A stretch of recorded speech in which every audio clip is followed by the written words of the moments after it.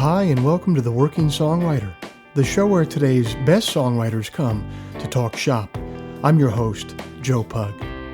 Each episode here, we host a distinguished guest, and we ask them to go deep on their inspiration, on their process, on the general ups and downs of making a life in music. So, whether you're a grizzled veteran trying to figure out the difference between Pro Tools and Logic, or else a scrappy upstart trying to ironically figure out the difference between Tascam and TIAC, this is your show. Because ultimately, it is what every writer seeks most, an ironclad excuse to put off actually writing.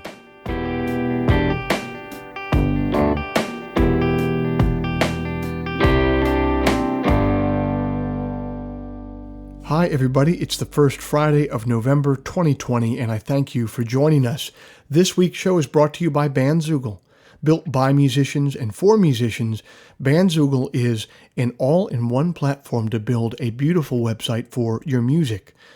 I'm old enough to remember when you had to pay somebody called a web developer to get a website made, and it would always be some guy named Yasha who drove a Mitsubishi Elantra with spinning rims and a Papa Roach bumper sticker, and who was always trying to sell you hard drives filled with all of the Warner Brother movies released that year. And old Yasha would charge you about $1,000 for a website that would be obsolete in 6 months. But it's the future now, you guys. That's not how it works anymore.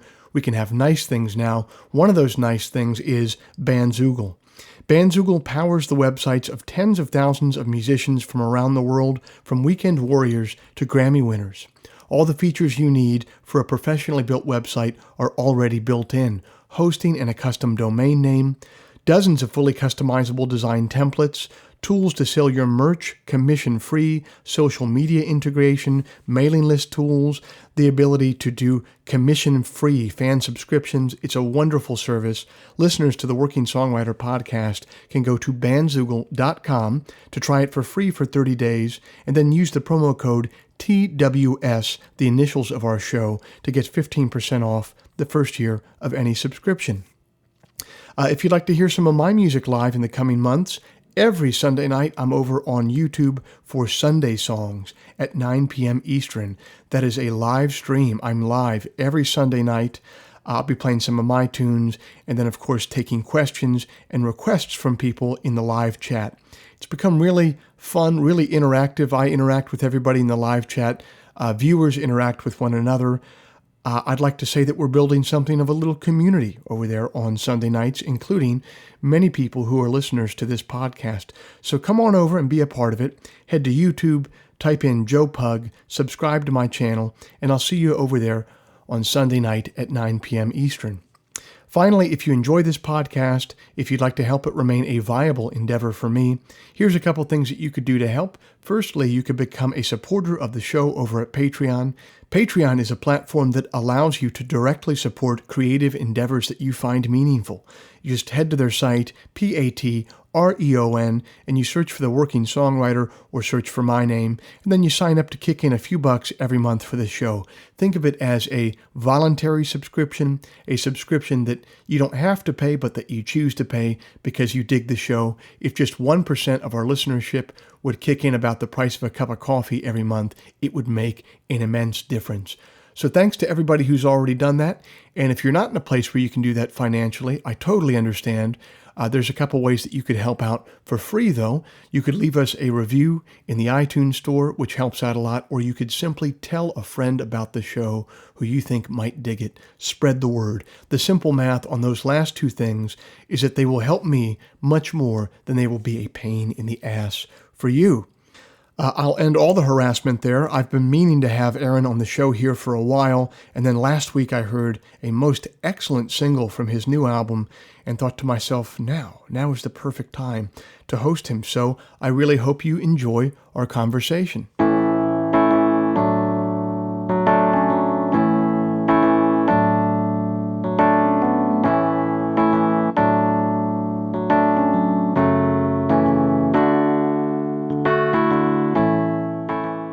My guest this week is a native of New Albany, Ohio. Aaron Lee Tasjan got started as a precocious young musician who opened up for folk legend Pete Yarrow and won a guitar playing competition at the Lincoln Center all before he graduated high school. He forewent a full ride to Berklee College of Music to dive headfirst into the burgeoning music scene in Brooklyn in the mid-2000s. He got his start playing in a band called Semi-Precious Weapons, who were shepherded through the recording process by legendary producer Tony Visconti.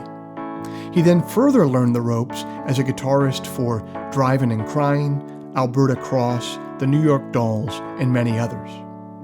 This would all be the prelude to a move to Nashville and a change in direction to recording under his own name. His debut album, In the Blazes, was a standout release in the Americana music community that announced his arrival to the national stage.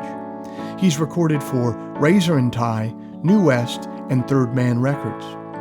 Pop Matters has fawningly noted that his jangly sound channels Tom Petty and George Harrison. NPR has said that his music forms an expansive bond with classic rock, and Rolling Stone has called his album Karma for Cheap a trippy stunner full of swirling, immersive rock songs. Aaron is set to release a new album early next year entitled Tasjan, Tasjan, Tasjan, and he was kind enough to jump on the phone with me this week to talk about his journey so far.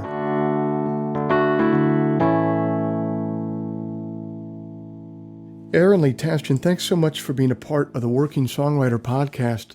From what I can tell, you got started pretty early. You were pretty precocious musically. You even went so far as to win like a guitar playing competition in New York City before you had graduated high school.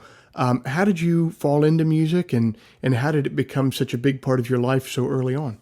I was born in Wilmington, Delaware, and my family moved when I was 10 years old to Orange County, California, to a town called San Juan Capistrano there. And I was at the grocery store with my mom. We went to Vaughn's grocery store to just buy some stuff to cook for dinner that night or something. And there was a guitar shop next door to the grocery store in the shopping complex. And the name of the guitar shop, I swear to God, the name of the guitar shop was Americana Music. And it had a sign in the window, and the sign in the window said guitar lessons, first lesson free. And I'd asked my parents for a guitar for a couple years. Like, I was one of those kids, like, I was standing on the baseball field, like, strumming my baseball bat like it was a guitar, kind of, you know, like during Little League or whatever. I was already obsessed, like, had seen MTV and watched a couple people do it in movies and stuff like that, and was very captivated by the idea of the guitar and was turning everything into a guitar. And so I just said to my mom, I was like, look, you know, it's free. You know, like, the first lesson is free, man. Like, come on, you know, it's not going to even cost you anything. And so that argument ended up kind of winning the day. And she had a gut string guitar because my mom had played a little bit in college, just kind of in her bedroom. And so I started taking lessons with that, and then just kind of went from there. It sounds like you must have been like a duck to water then. You picked it up pretty quickly? Yeah, it was interesting. Like, and particularly like the I was never as interested. This might sound funny because it really, like, everything that I came to music, the place that I came to music from is very centered in the guitar, for sure. But very much so from a songwriting perspective. Like, the first thing that I did when I got a guitar, like, in my hands was I wrote a song, you know, and I had a buddy of mine who I'd been friends with in school, like back in Delaware, who's like, you know, he was having a tough time, like, at school. The kids were, like, really making fun of him and stuff. And so I didn't know any chords or notes or anything, and I wrote him a song, and I recorded it on a Radio Shack cassette machine, and I put it in the mail and sent it to him. I don't know if he still has it or not. My old buddy Nathan Hayward, but that was the very first thing I did. Like, when I got a guitar, was write a song. So I was always, in a weird way, when it came to guitar, I think I was more interested in using it as a vehicle for songs than I ever was in like learning how to play like a fancy solo or something like that. That's interesting. Well, if that was your kind of purpose from day one, you must have been really kind of frustrated in a way. Like I have a 1-year-old daughter right now who wants so desperately to talk to the rest of the family, but just isn't there yet. And I'm just imagining you as a 10-year-old with that guitar. You can kind of hear these songs in your head, but you can't. You're not even close to having the facility yet to express yourself. Did you feel that? Oh, totally, man. You know, it was like it was anything and everything that I could do to find a way to like get it out of me. I worked towards that goal day and night. Like I hardly ever did any of my homework, and I was terrible about it to my parents. I would lie and say that I'd done it when I hadn't, just so I could play more guitar. I totally took over my parents' like hi-fi system because you could record.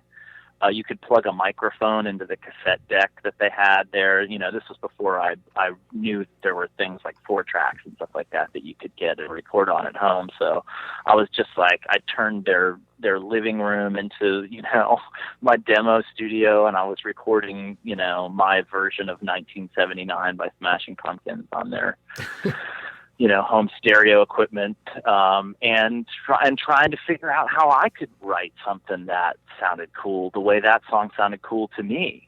That became the goal, like almost immediately. It was like, wow, I want to have a voice the way that like Billy Corgan seems to have like a voice that jumped out of my TV screen and like spoke to me. As cool as this music video is, it was the song that like knocked me out. Like, how do I find a place where I could do that, and so I went through like the usual way that people, go about it, which was I just wrote so many terrible songs that were just really, really bad. And like, but that was like the way that I had to do it. I just had to do it. And to me, it almost didn't even matter early on that I knew the songs weren't great songs. It was just the excitement of having accomplished a song. That's interesting to me. Did you know at the time that the songs weren't good? I knew. I don't think I realized, like, I think in some cases I didn't realize maybe how bad some of them were. But like I knew there was a difference because I had my like record collection like pretty, I was already, by the time I was 11 years old and like really learning to play the guitar, was the records I was learning to do that with were like Simon and Garfunkel's greatest hits, so I was starting by trying to figure out songs like America, what I mean? Like the bar was high and I knew that I wasn't, like, however good or bad what I was doing was, I knew it wasn't anything like that.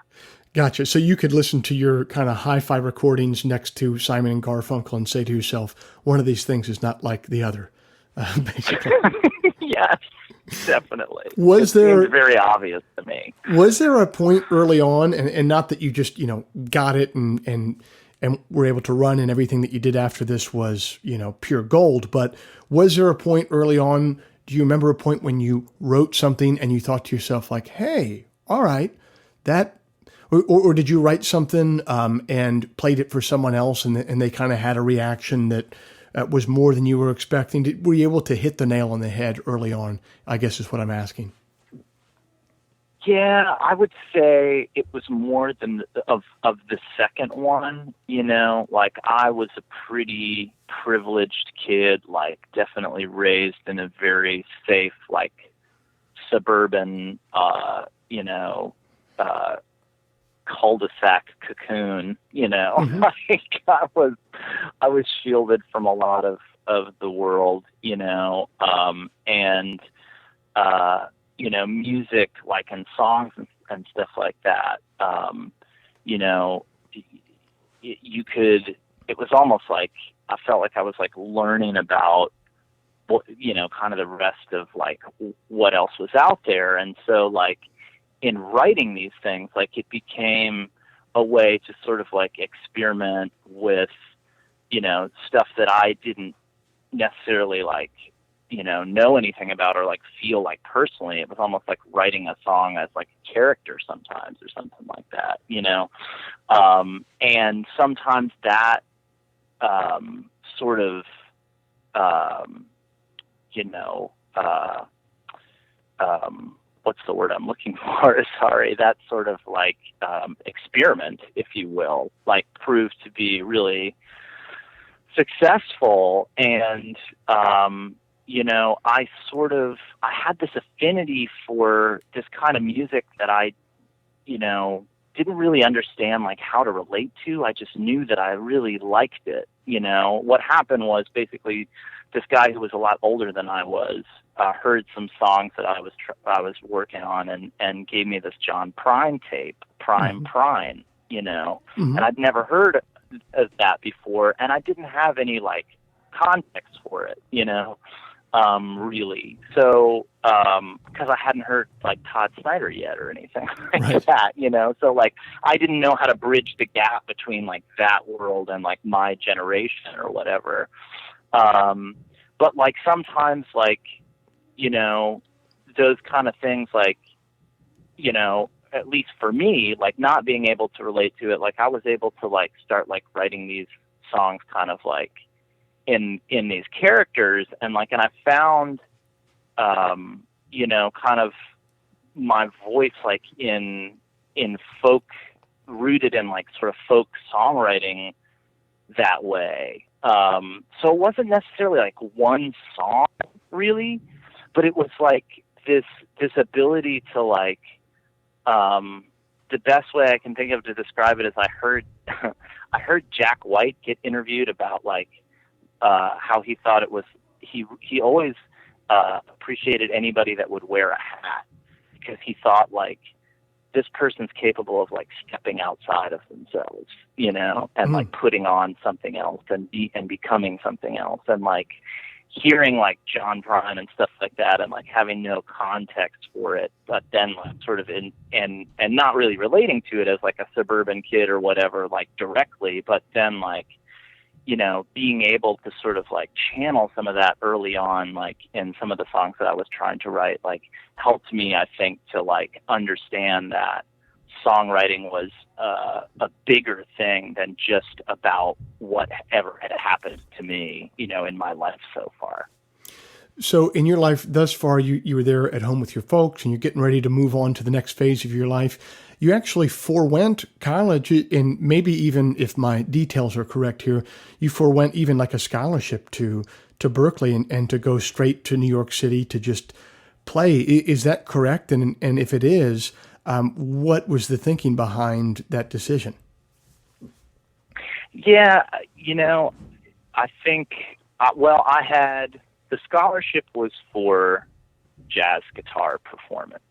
I had played in a big band in high school, and we'd gone to New York and done this essentially Ellington competition, and I did well there as a guitar, and did well there as a band, but the end result of that was kind of like my dad, who I love my dad so much, like he's a super passionate guy, has worked in education, like at Ohio State, and but really believes in education a lot. Like he got really excited about the prospect of me going to music college during the course of that competition in New York. Mm-hmm.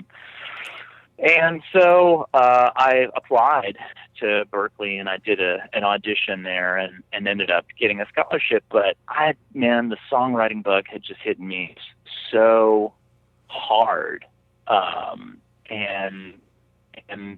I really felt a strong pull towards that. And I thought, it might be a challenge for me to convince the people who've given me this money to go to school that like I shouldn't be a jazz guitar player and I should be a songwriter or whatever, because unlike the world of jazz guitar, that I won for playing Duke Ellington's music or whatever. Like, I don't have anything to prove myself as a song. Like, there's nothing I could show, Right. the people at Berklee to be like, this is why you should give me a shot as like a writer, So it again, like, I just sort of felt like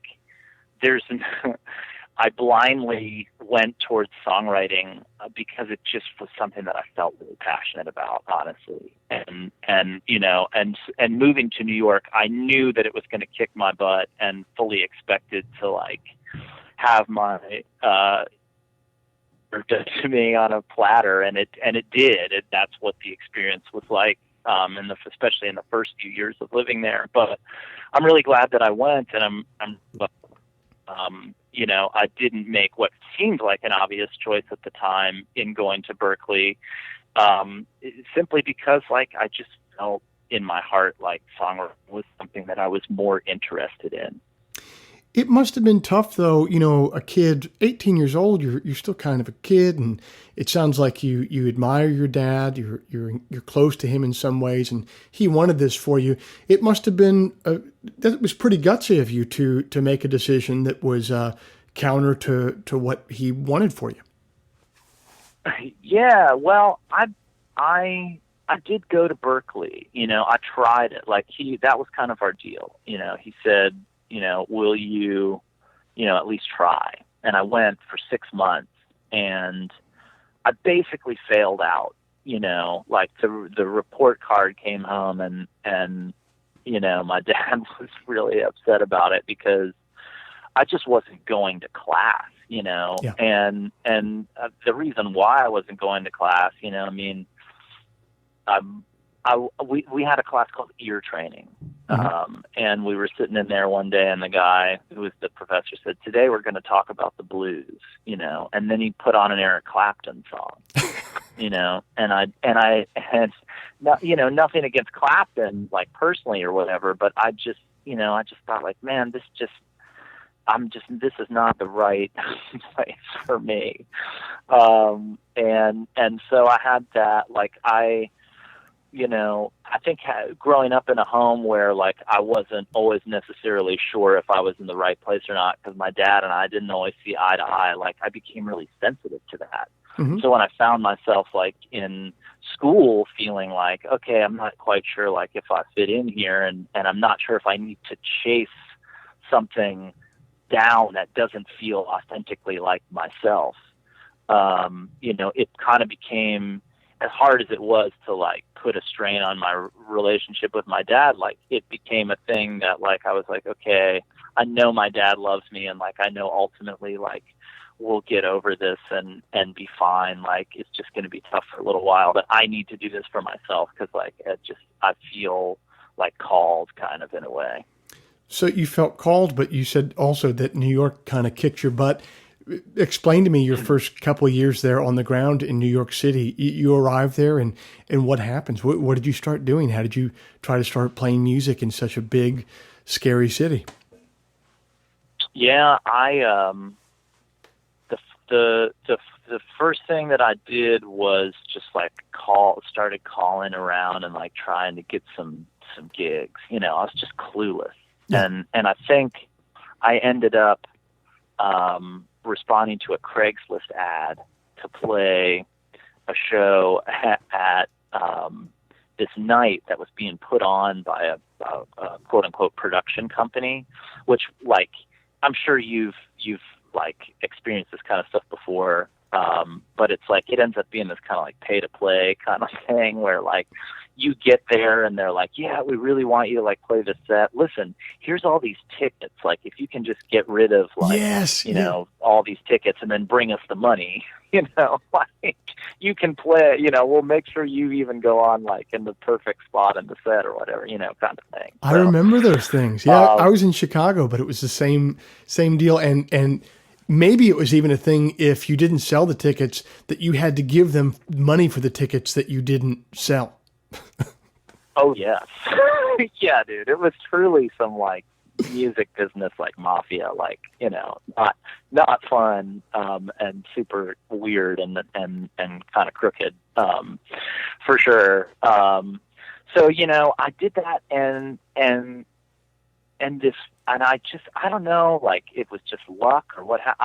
The people who were running this thing, it was mainly run by this lady and her son ended up being this guy who was friendly with a bunch of the people who had worked on the Wu-Tang Clan records.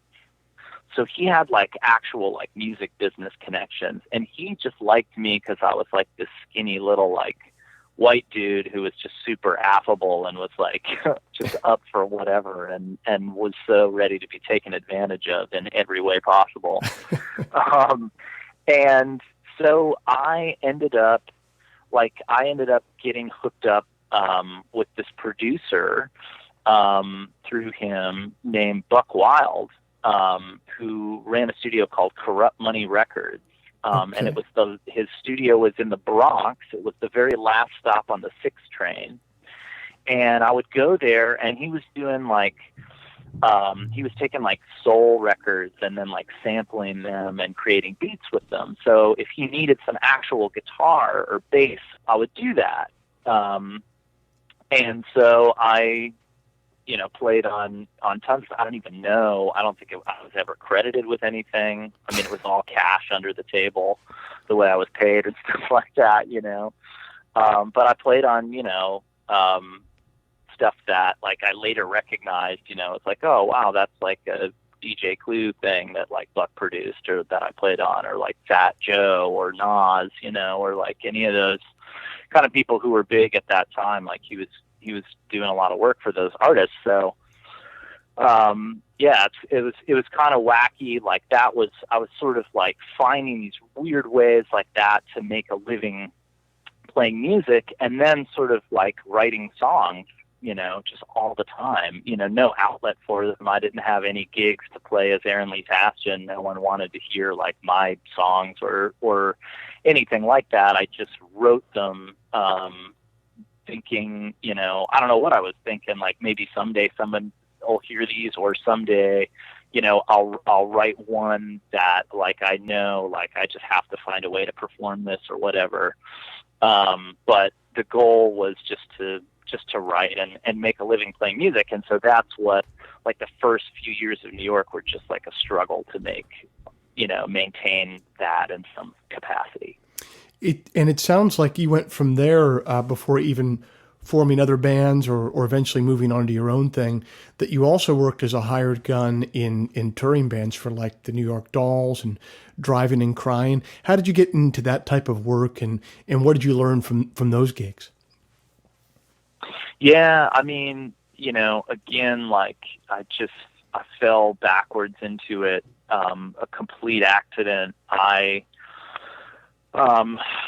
had a friend of a friend knew Kevin Kinney's then girlfriend, and it was her birthday, and we were all kind of hanging out together, and I didn't think anything of it. And then later on, somebody let me know that when she said Kevin, that she meant Kevin Kinney from Drivin and Cryin. I was like, whoa, wait a minute. The guy from Drivin and Cryin, I was a huge fan already, is going to be playing at her birthday party. And the person was like, yeah, that's her boyfriend. And I was like, whoa. I went to the party, and it was kind of like an open mic kind of thing when I got there. And so a friend of mine that I had taken to the party with me, like he was a singer, and someone said, oh, you're a singer, you should sing a song, and it was kind of the thing at the party that happens where like everyone's like, yes, you should sing, somehow random, like no one knew us, but everyone for some reason was like, yes, sing, please. And so we got up, and I backed my friend up on guitar. He sang this song, and Kevin had been liking my guitar playing, I found out, because later on when he was playing his set, he was like, hey man, like why don't you just like jam with me, like sit in on I'm going to play a couple songs and you play with me. And so I did, and it was a high thrill of a lifetime for me. I didn't think Kevin thought much of it, but then I found out later on that someone at the party had a bunch of hash candy, and he'd eaten like a ton of hash candy and was really stoned, so he wasn't like speaking as much as he normally would. And he came to a gig that I was playing a couple of days later and invited me to go to Amsterdam with him. He just showed up. I was playing a bar in New York, and a couple days later, and he showed up and was like, "Hey man, remember me? We jammed at that party the other night. I got to do a tour of Holland in 2 weeks, and what do you want to like meet me in Amsterdam and like be my guitar player in Holland?" Oh man! And, like I never knew the guy or anything before that, and so it was just like one of the, I bought myself a plane ticket, and I flew to Amsterdam, and I think Kevin was so like stoked and surprised that I showed up that one time that he just kind of never stopped calling me. Mm-hmm. And then we've made so much music together over the years, but part of that was being in Drivin and Cryin. But it was, I kind of got a reputation a little bit as a guitar player after doing that, because, Drivin and Cryin is such a, well-loved American band. I think, people were sort of like, oh, this kid must be all right if he plays with them. And so I, was getting a lot of other offers for gigs and stuff. And what did you learn cool. from those experiences essentially being a hired gun and just playing in someone else's band? It's a very, unlike doing your own thing where you have to hit so many different marks. This is just like show up, play these lines, and you get paid. What were you able to learn from those different experiences? What did you take away, and how were you different afterwards? I mean, some of the situations that I was in ended up being such good practice for my life now, because I was in a band a couple of different times that was on an indie label, and and was trying to like get it off the ground and get people to hear the music and get out there and tour in a van and all that kind of stuff. So I learned a lot about how all of that works from playing with some of the artists that I played with. But the bigger, more like legendary ones, like the New York Dolls, or I played in Mark Cohn's band for a little while, who wrote Walking in Memphis, and, Mm-hmm. Has made a career out of, making records and writing songs for a living. It's like those guys, I think in some ways I thought, well, you just get to a place in music where like you're legitimate, and like, and the fight is over, and you don't have to like worry anymore, Mm-hmm.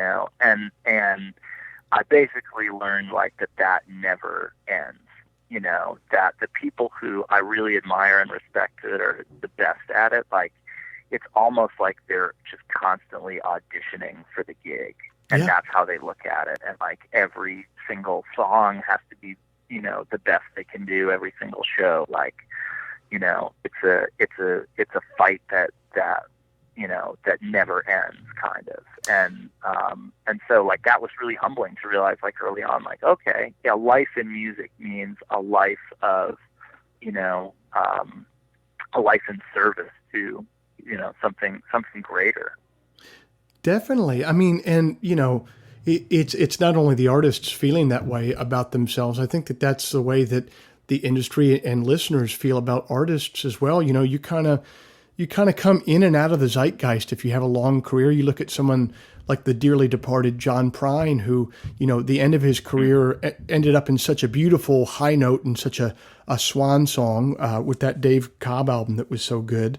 But in like the early 90s or like late 80s, like the zeitgeist had kind of turned away from people like John Prine and stuff like that. And, there was a time back then when like the Newport Folk Festival, which is now revitalized in so many ways, like that was on its way out, and stuff like Sure. that. So it's funny that you would mention, what was the way that you put it, that you're kind of constantly auditioning, or you never reach a place of true safety. I couldn't agree more.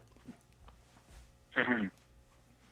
Yeah, it's interesting. It's like, and it's such a good lesson in like for me at least it has been in being able to like let go of things that I think I need to hold on to sometimes, and it's you learn those lessons as a songwriter in so many ways. When I remember when I first realized, like, oh, I guess I don't need to release like every single song that I write. Like, like it's, you get to a place where, you start to see like, there's a benefit to the work that we're doing, to being in that position of constantly having to reach, and the perspective that gives you is unique. And I think it's a really like fascinating and like empathetic way to go through life. And it's helped me relate to people in like all kinds of ways that I, hadn't imagined. So I'm super grateful for it.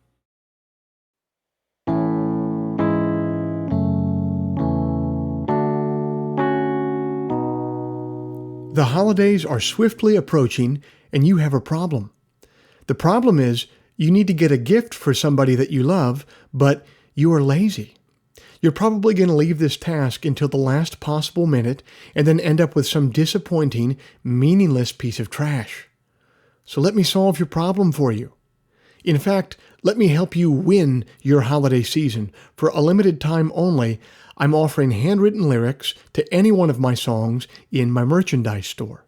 That is custom, written to order by yours truly, dedicated in any way you please, and best of all, arriving already framed. So you don't even have to worry about your procrastination coming to bite you in the framing process. All you have to do is go to joepug.merchtable.com. That's joepug.merchtable.com. And I'll handle the rest of it myself. Your lyrics will arrive handwritten, dedicated, and framed. And you will win your holiday season with your awesome custom present. Head over to joepug.merchtable.com to pick up your set now.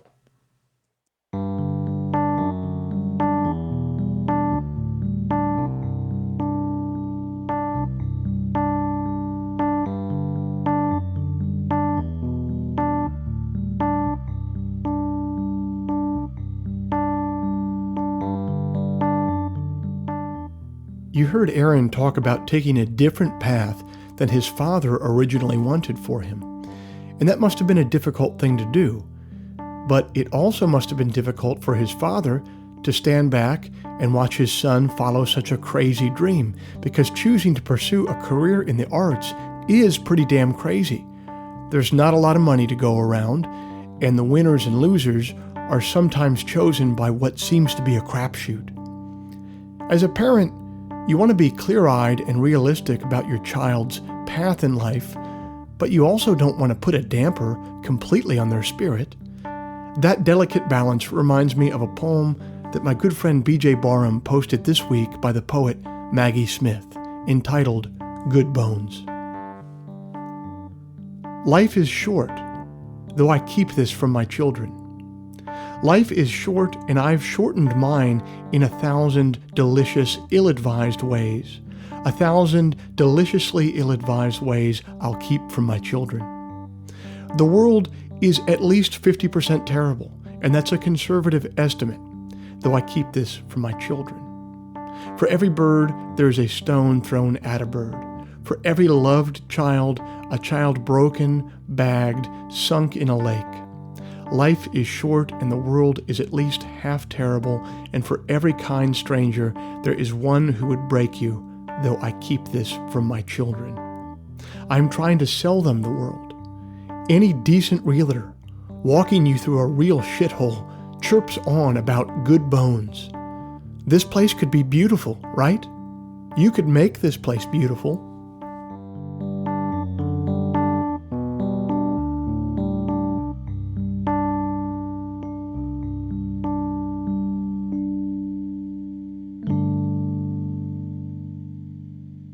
Talk to me a little bit about, so far we've talked about you playing for a producer in the Bronx and probably getting paid $100 a pop for for things that would go on to be, major songs.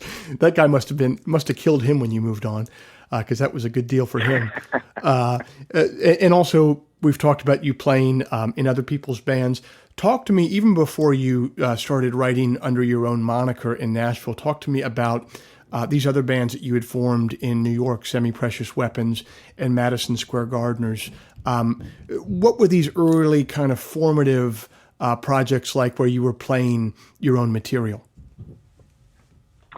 Those were so fun because it was the first time where, you get to sort of see if you can do the magic trick or not.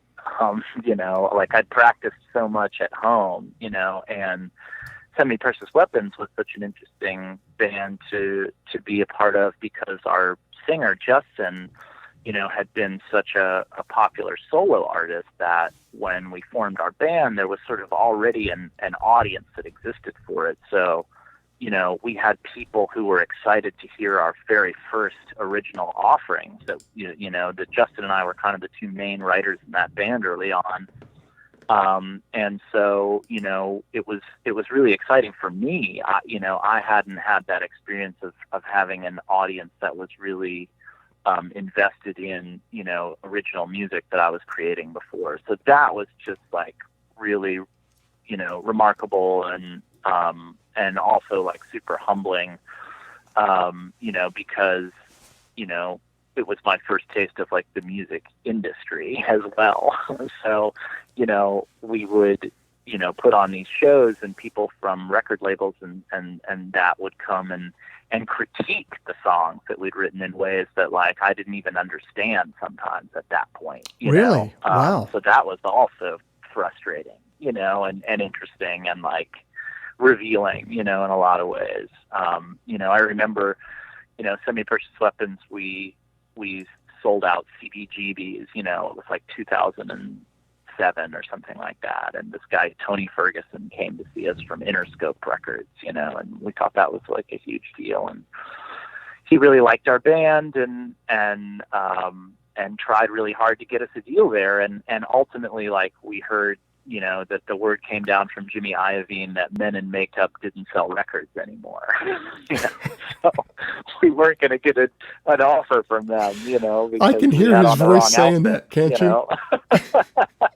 Yeah, totally, man. Absolutely.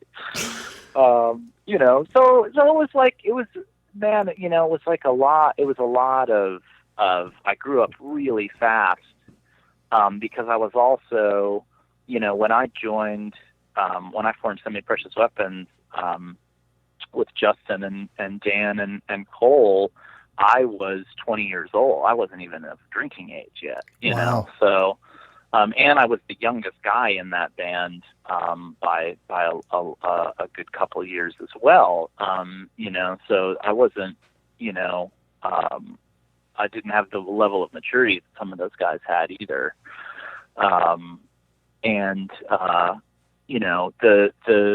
The Madison Square Gardeners in a lot of ways was sort of formed, I think, for me out of a response to Semi-Precious Weapons, because I wasn't always doing the things that were the healthiest for me in that band, just personally and all that. It was definitely a world of sex, drugs, and rock and roll, and I was like signed up for all of that. And the Madison Square Gardeners was just this beautiful music hang, man, where like we obsessed over, the record Trace by Sunvault, and our friend Rich learned to play pedal steel in our band. Like that was part of the reason we had the Madison Square Gardeners, was because Rich Hinman decided he wanted to learn to play pedal steel, and Mark Stepro decided he wanted to learn how to play the bass.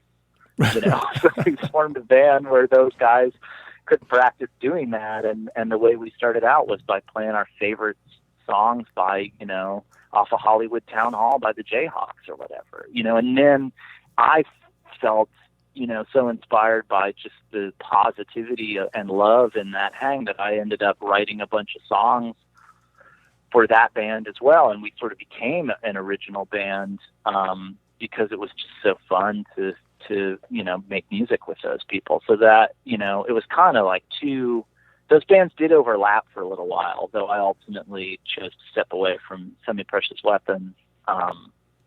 They were kind of both kind of happening at the same time. And I think, in a lot of ways I chose the Madison Square Gardeners, because I think I felt like that was, kind of more of like, I think I was, as dumb as I was in my 20s, I was also somehow able to figure out, like, I probably don't have, like, the constitution of, like, a Keith Richards.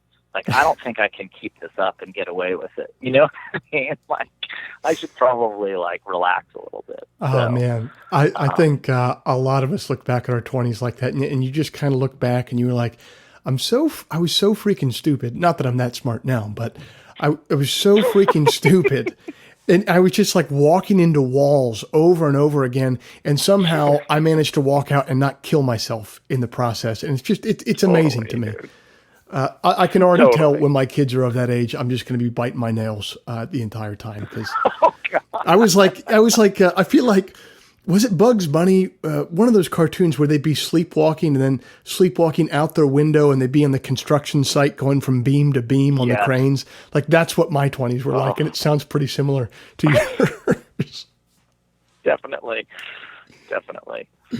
Oh man. Wow. I hadn't even like taken into consideration the, like, what if you had children thing. Like, that just, you kind of just blew my mind just a second ago. Oh yeah. Well, it's, yeah, having kids, it blows your mind in, I think ultimately in a good way, but definitely for me, it was a scare you shitless way when I had it. A lot of life changes went down when that happened. But, man, so did you find that there was kind of almost a creative explosion when you went to that other group and writing for them because in a way you were switching genres? Like, did that help you? Did that lead to a spurt of songs in a way? Yeah, it did, and I think, when I think about it now, it's sort of, I kind of, Semi-Precious Weapons was definitely a step away from the genre that had initially inspired me to write songs. But I think that's part of what felt exciting to it, or to me rather, about it in that moment, was that, like, okay, this is an opportunity to, like, expand my horizons as a writer, see if I can write some, stuff that stylistically maybe isn't, my natural wheelhouse. And so when we were doing the Gardeners, I was sort of kind of getting back to that in a lot of ways, and it also, like, timed out perfectly. Like, these amazing, like, songwriter documentaries kept dropping, like, at that time, like the Scorsese Dylan documentary, No Direction Home, and I was already such a student of Dylan, and Tom Petty, the Peter Bogdanovich Running Down a Dream movie came out right around then, and I had been such a student of his, and, like, grew up, a kid, like, listening to him on, MTV and on the radio and stuff like that. So, a lot of my frames of reference from where I first came to love music, like, sort of came back into focus, with the Gardeners. And I think that definitely, proved to be fruitful in terms of, like, writing new material, because in a lot of ways it just felt really natural and easy to do. And coming back home. Yeah. Yeah. Well, so you then transitioned away from New York, you moved to Nashville, and you managed to get this eponymous project off the ground. How were you able to do that? What did your first couple of years in Nashville look like? And what were the kind of highs and lows of getting your own project named after yourself off the ground? I think the toughest part about it was just never having any idea what to do the whole time. Like, I never knew who to ask, or who to try and meet, or, what manager would be good, or if I should even have a manager. Like, I just didn't know any of that stuff. But I didn't really let it stop me. Like, I kind of, just basically kept writing songs. And, Nashville, what was cool about Nashville was, everybody was either living in town or coming through town, that you would want to like go see, as a songwriter, Mm-hmm. So I remember really feeling like there was hope in the world when I met John Moreland. And the way we met was we both got booked to play at this little place in Knoxville, Tennessee called The Well. And we showed up to play the show, and 3 people came to it or something like that.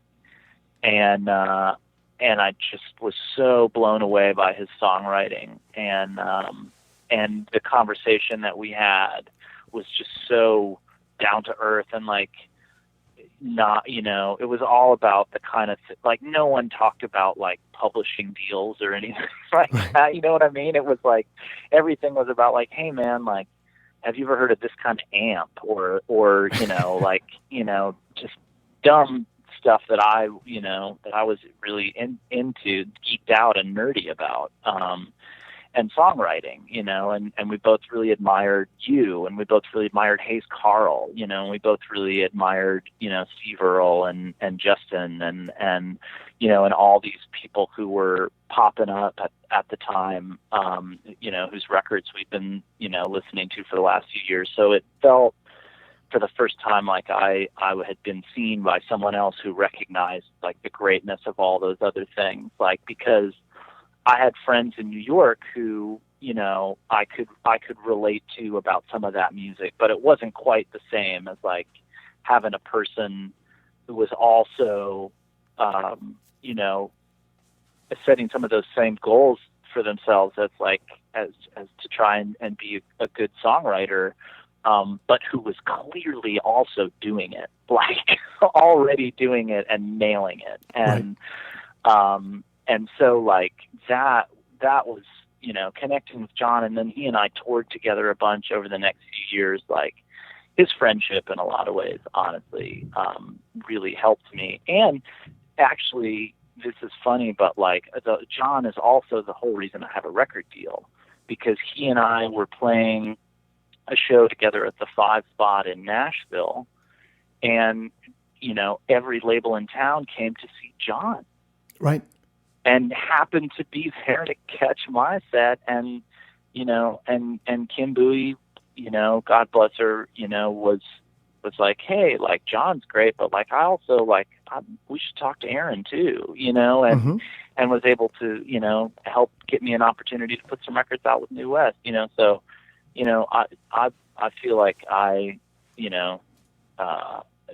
maybe John wouldn't look at it this way, but I feel like I owe him a lot, because his friendship has, certainly, helped me feel like there were some, some kind of some guidelines, some ways to go about, becoming a songwriter, which was basically to just go get in the van or truck or whatever and just go do it. Yeah. And I know that it sounds like another person in your life like that, since you've been in Nashville, has been a person that the two of us adore to the moon, Todd Snyder. When did you meet him coming into town, and how did he guide you along the way? I met Todd with Drivin and Cryin, and I had a few of his records at that point, but I'd never seen him play a show. Every time he came to town, it was always in like a 21 and over place that I was not able to get into.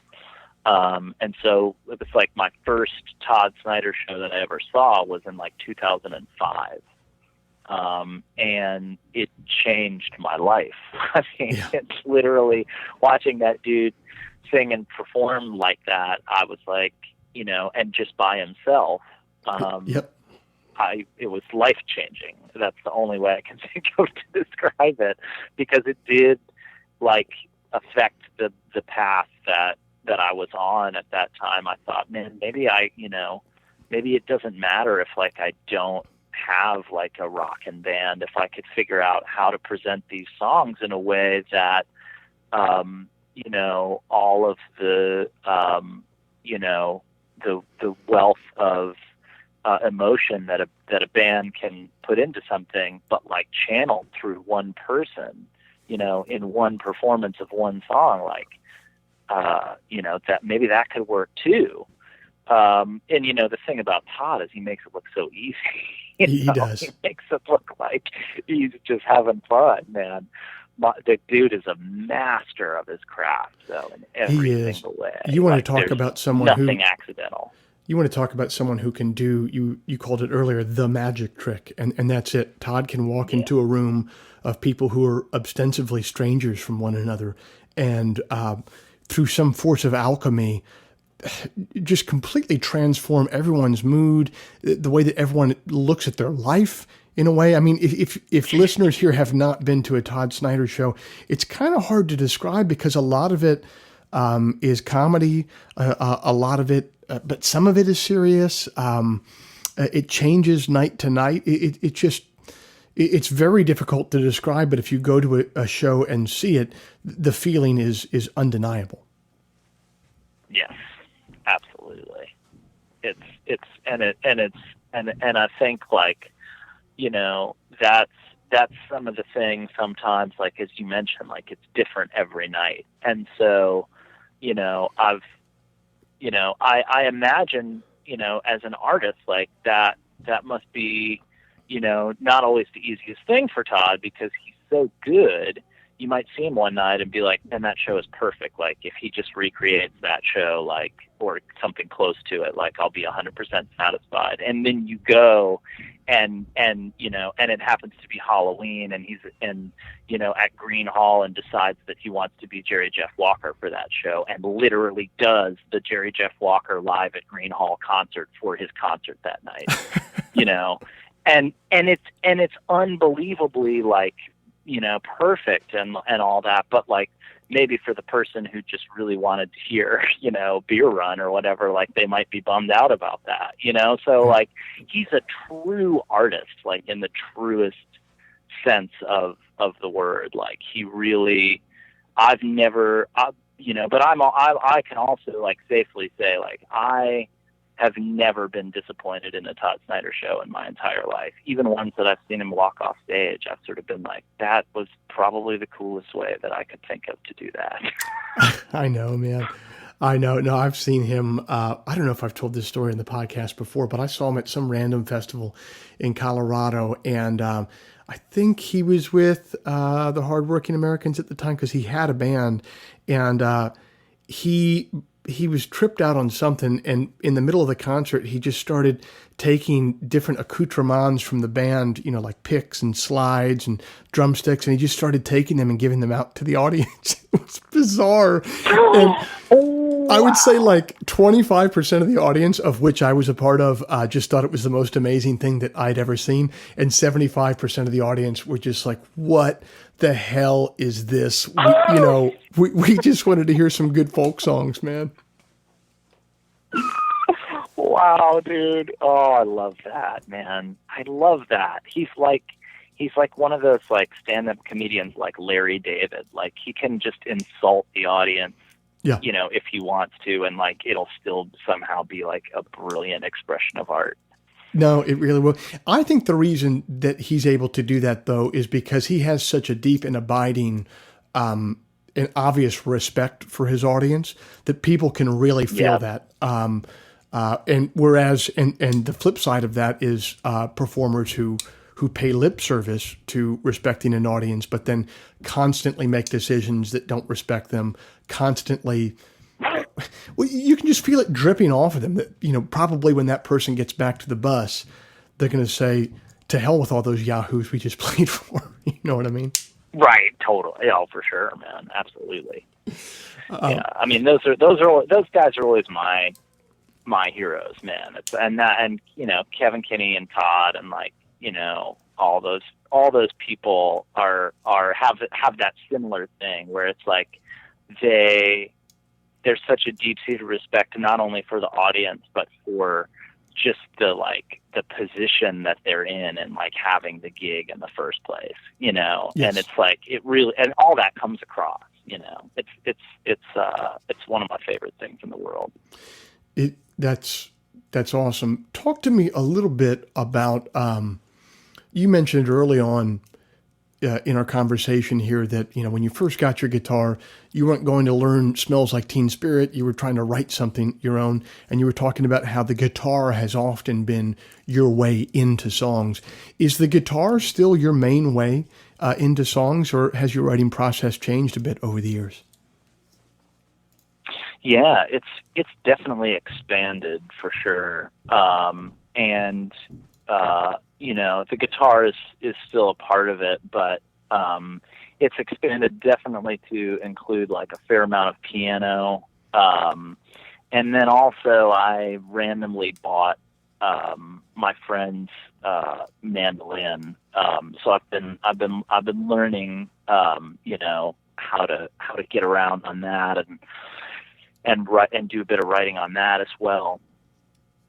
So, you know, I think as time goes on, I'm finding that, you know, the guitar is continuing to inspire me, but almost more in ways where I'm inspired to see how un-guitar-like I can play it or make it sound.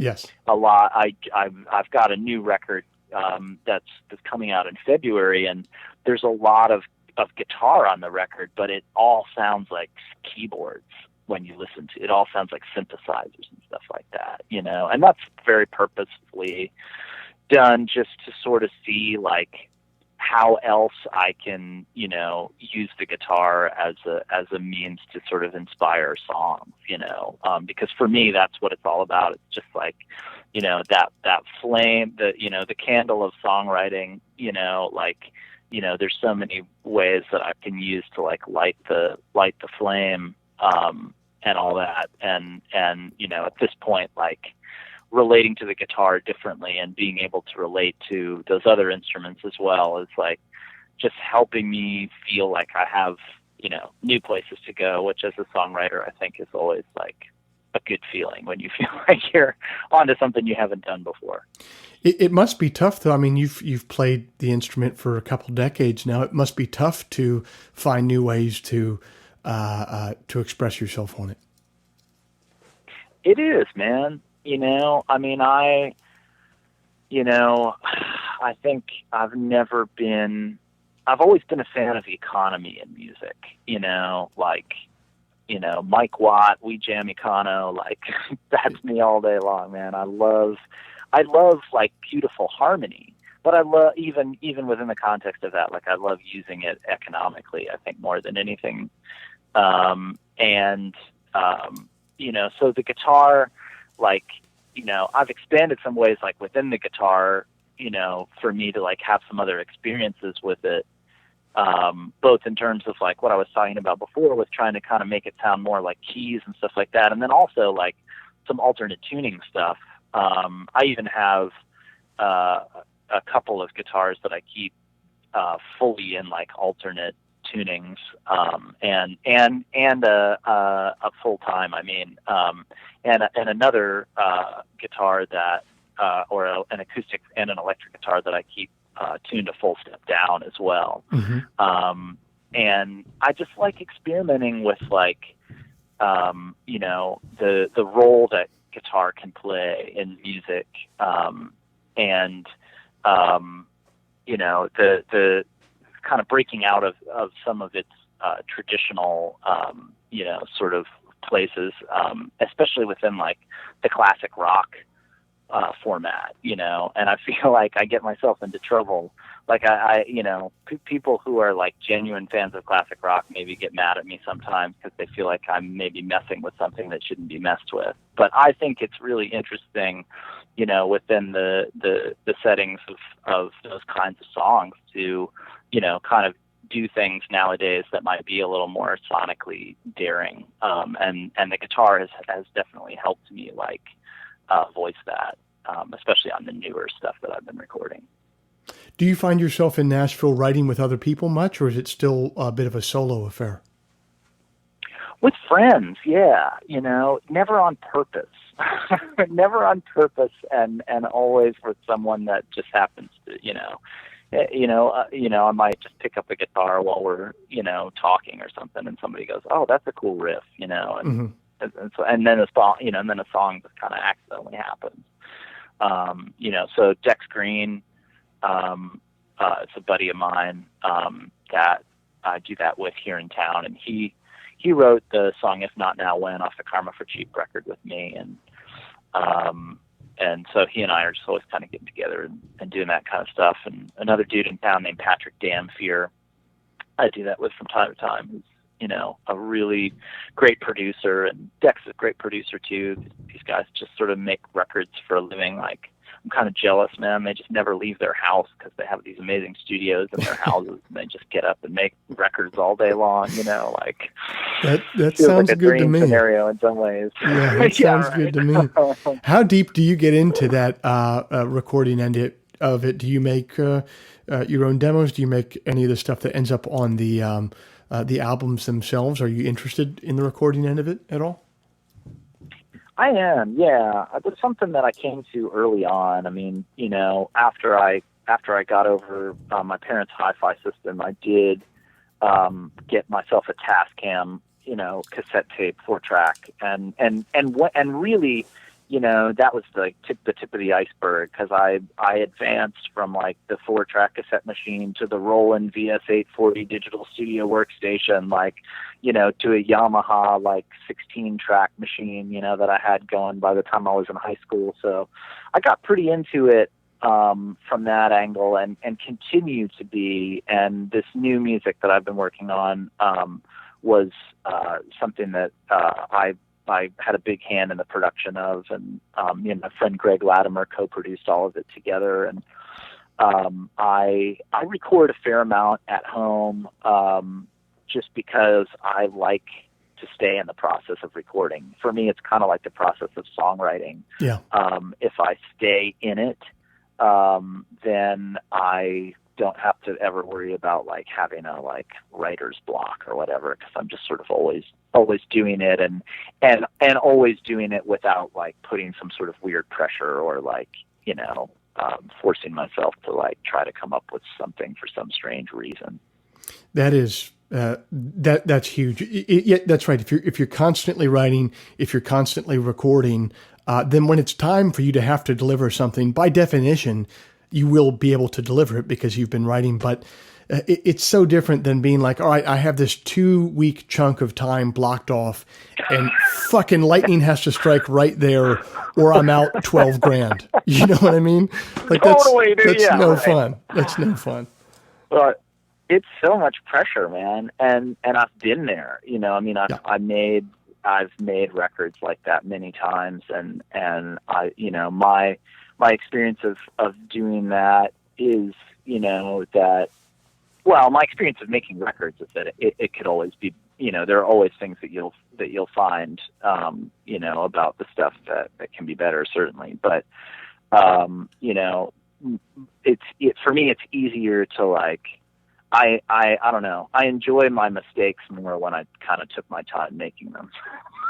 So, yeah. And the thing is, you hear all these things about bands back in the day, like, well, I'm just pulling this name out of a hat. I don't know if they did it like this, but with Red Hot Chili Peppers, they did all their writing in the studio, or Led Zeppelin. And you're like, well, yeah, that was back when the music business, people could just afford to be in a studio for 6 months. So like, yeah, no kidding. They wrote in the studio. We're doing the same exact thing now, except it starts in project studios at home. And then when you got to go cut drums or mix, you go to the real place and you do it. But there's so much that you can do from home now. And that's really exciting to a guy like me who just loves to tinker. I get excited and get songs off of, I came up with a really cool sound or a really cool drum beat or like whatever, like that can inspire me sometimes just as much as like, waking up in the middle of the night with a great lyric idea or whatever. I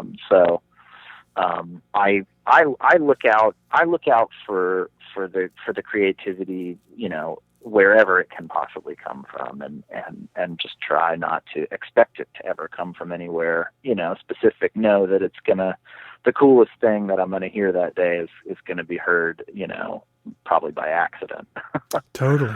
Well, I tell you what, man, when I heard that new single of yours last week that I like so much, I had this feeling when I heard it. I listened to it a couple times. I listened to it on headphones, and I thought to myself, I'm like, I'll bet you anything he produced that himself. It just sounded, the song itself and the song itself meeting the sound of how it was recorded lined up like 100%. It was like a Venn diagram that's just one giant circle. You know what I mean? And I just felt like there was no Totally. way that it would have been really impressive to me if an entirely separate producer had just taken your song and was able to realize it in that way.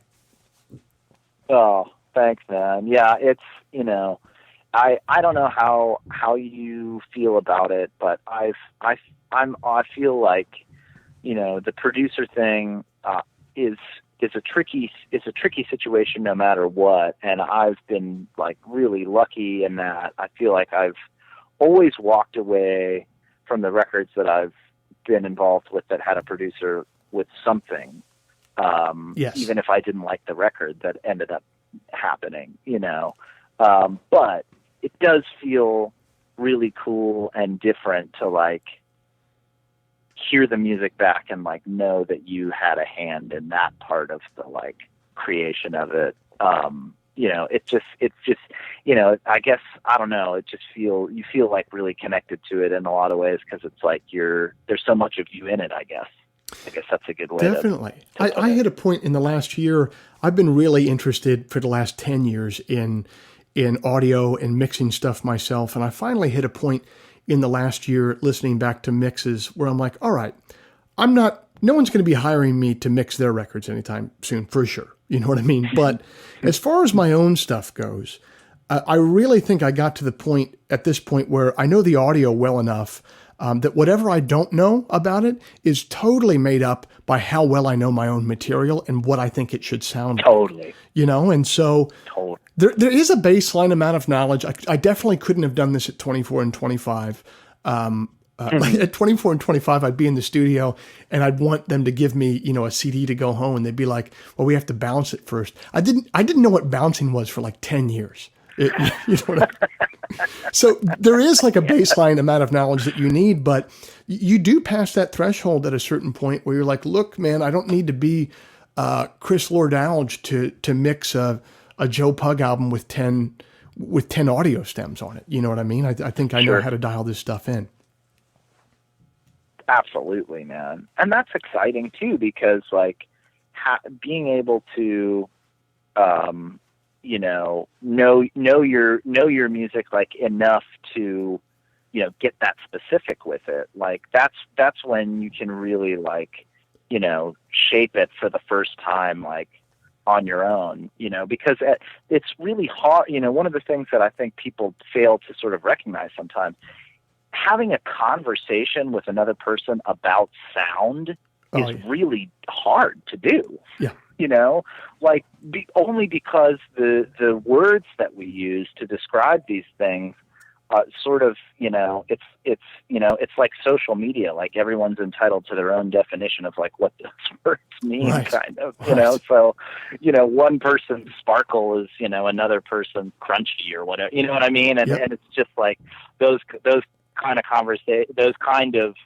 barriers, I should say, like, in those conversations can make, achieving, what the result that's in your mind, like difficult sometimes. But when you know that stuff yourself and Yes. can sit there and like manipulate that, like, God, that's so fun. It is. And even if you're not doing the manipulation yourself, have the vocabulary to not say sparkle. You can say, I think put a de-esser on the voice and see how that works. You know what I mean? Or it just Totally. allows you Absolutely. to speak the same language as the engineer. Yep. Nothing like being educated. I can't believe that's where the conversation finally ended up at. Well, man, Aaron, thanks so much for being on the show. I look forward to this new release of yours. The early returns on it sounds so good, and I'm so glad that you stopped by our plucky little program here, man. Thank you. Dude, thanks so much for having me. Big fan, and love that you're doing this, and it's been so great, especially during this time, to hear all this, the episodes that you've been putting out and stuff. So thank you very much for continuing to be a purveyor of good and wonderful things in these strange and interesting times. Well, thank you. I'll take that compliment to the bank. Okay, man. Talk to you soon. Thanks, Aaron. All right. Thanks, Joe.